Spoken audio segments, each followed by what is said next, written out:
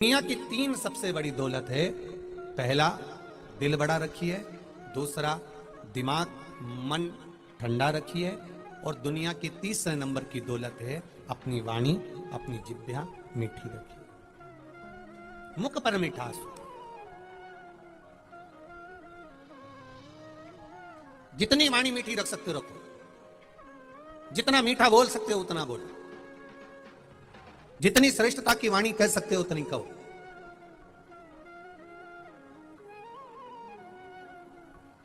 83,99,999 योनि निकलने के बाद यह मनुष्य की देह मिलती है।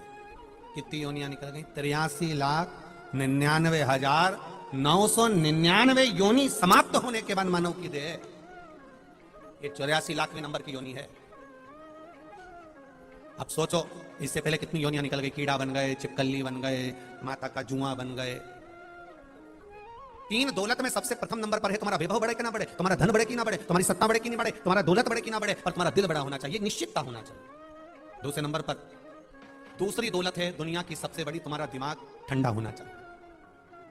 ये दुनिया की तीन दौलत में से दूसरे नंबर की दौलत है कि तुम्हारा मस्तिष्क, तुम्हारा दिमाग, तुम्हारा हृदय, तुम्हारा चित्त, तुम्हारी वृत्ति ठंडी रहे। थोड़ी सी देर में क्रोध आ जाना, फिर उसमें गुस्सा आया, गर्म हुए कि उसका कोई आनंद ही नहीं पाया।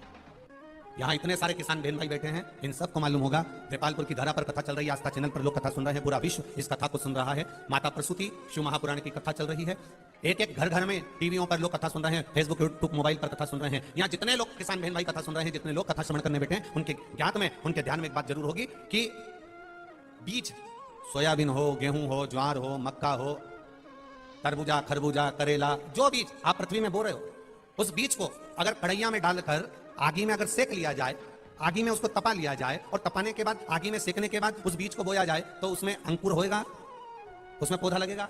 बोलते जाओ, जम के बोलो, देपलपुर वाले, आवाज नहीं आ रही, जम के बोलो, नहीं लगेगा। उस बीज को तुमने सेक लिया, ज्वार को सेक लिया, मक्का को सेक लिया, चने को सेक लिया, सोयाबीन को सेक लिया, गेहूं को तुमने कढ़ैया में डालकर सेक लिया, और सेकने के बाद उसको जब आंच पर चढ़ाया, गर्म हो गया, और गर्म होने के बाद उसको जमीन में बोया, तो बीज अंकुरित होगा? नहीं, वो बीज अंकुरित नहीं हो सकता। पर वही बीज बिना आंच पर चढ़ा हुआ, बिना गर्म किया हुआ, बिना तपा हुआ, बिना अग्नि के चढ़ा हुआ, वो बीज आप कहीं पर भी ले जाके पटक दो, अंकुरित होगा कि नहीं होगा? बोलो बोलो, जम के बोलो, हो जाएगा। गेहूं पटका, बोया, चना पटका, उगा, सोयाबीन पटका, उगा, ज्वार पटकी, उगा, मक्का पटकी, उगा। अगर उसको सेक लिया, उसको तपा लिया, उसको गर्म कर लिया, उसको बहुत गर्म कर लिया, वो सीख गया, मूंगफली का दाना सीख गया, चना सीख गया, तो वो अंकुरित नहीं हो सकता, उसमें पौधा नहीं लग सकता। उसी तरह जब तक वो सीखेगा नहीं, जब तक वो गर्म नहीं होगा, जब तक वो सीख नहीं पाएगा, तेज आंच में उसको नहीं ले जाया जाएगा, तो वो अंकुरित हो सकता है। शिव महापुराण की कथा यही कहती है कि जब मन ठंडा होगा, हृदय ठंडा होगा, बुद्धि ठंडी होगी, क्रोध में तपी ना होगी, तो इसमें भी परमात्मा प्रवेश कर जाएगा। और अगर ये तप गई तो फिर प्रवेश नहीं करता। अग्नि में तपने के बाद ये अंकुरित नहीं होगा।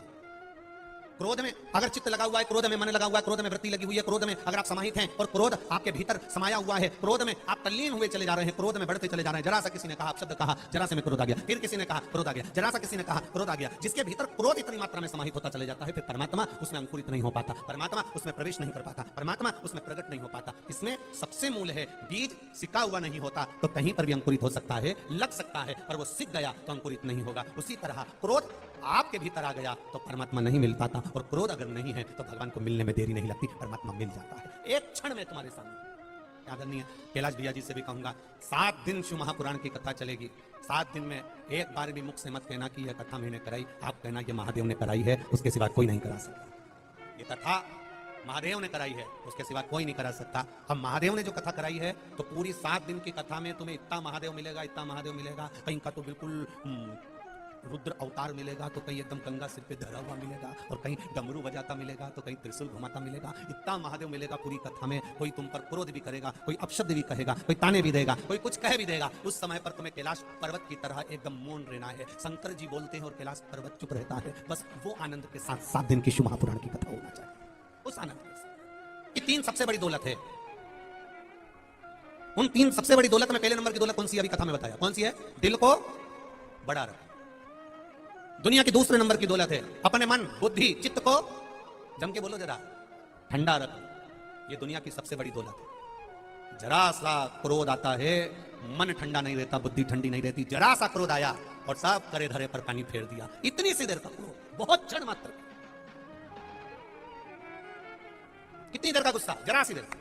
बस लड़ाई हुई, झगड़ा हुआ, गुस्सा आया, अंदर गया, चक्कू उठा के ले आया, तलवार उठा के ले आया, बंदूक उठा के ले आया, और 1 मिनट का गुस्सा था, डंडा उठा के लाया, पत्थर उठा के लाया, और जो दिया सिर में, सामने वाला तो धराशायी हो गया, गिर गया, मर गया, पड़ गया।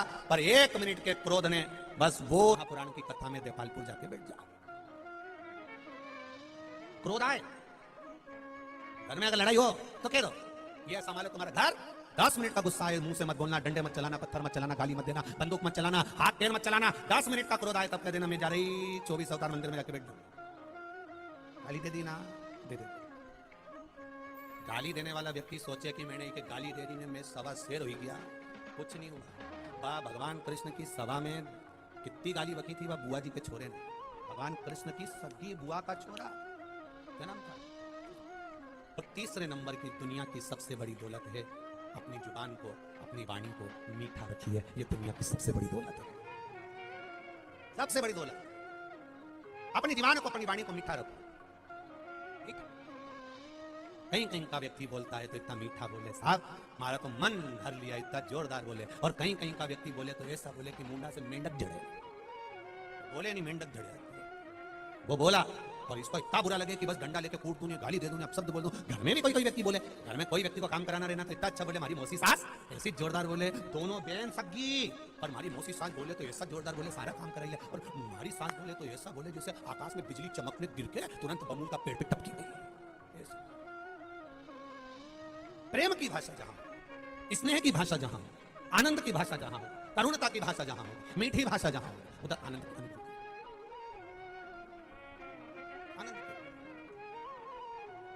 गुरुदेव बाबा से क्या वर्णन करूं मैं शिव भक्ति का। संतान का सुख नहीं था, शिव जी से प्रार्थना करी थी और बाबा की कृपा से भोले को जल चढ़ाने का फल क्या होता है, बाबा की कृपा से आज मेरी गोदी में, आप कहते हो भगवान चप्पल फाड़ कर देता है, बाबा ने 2 संतान मुझे दी है, एक शुभ और एक श्री। दोनों बच्चे आए, ताली बजाकर दोनों बच्चे। यही शिव कृपा है। शंभो शरणे